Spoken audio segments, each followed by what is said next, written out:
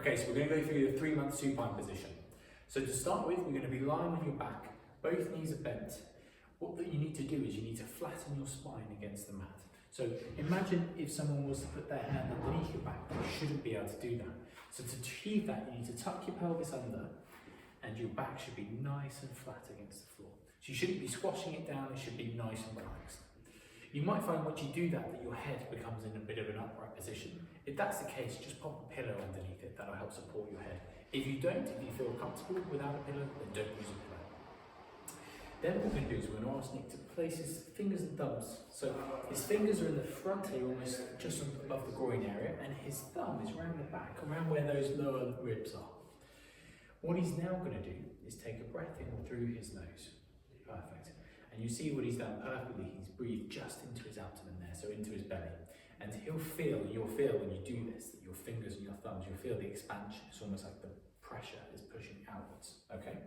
Now this creates a nice cylinder of pressure around our spine, which helps protect us, especially when we're doing movements like lifting. So what we're going to ask Nick to do is again, breathe in through his nose, feel the pressure in your fingers, hold the tension in your belly as you now breathe out. So you're not letting it go, that pressure is staying, pushing out into your fingers. So it's like we've blown a balloon up, but this time we're not letting the air out of the balloon, okay?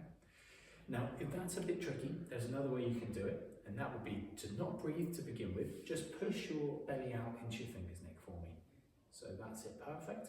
So you would hold the pressure without breathing, and then you would breathe in over that pressure. That's just another way of achieving the same thing, okay?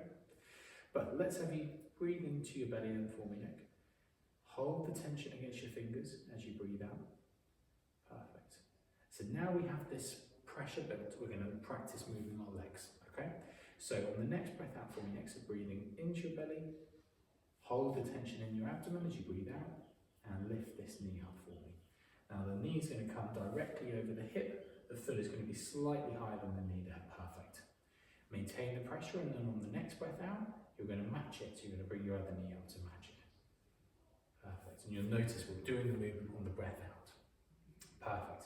So now we're in this position, Nick's using the pressure he's developed in his abdomen with his back flat on the ground to hold his legs up, essentially, okay? Now what we're going to do to make it harder is we're going to tap a heel. So on your next breath out, Nick, I want you to tap one heel on the ground and come back up. Perfect. So what he's doing well is he's keeping this leg stationary as he does it. There's a temptation as you lower one leg to start drifting with the other one.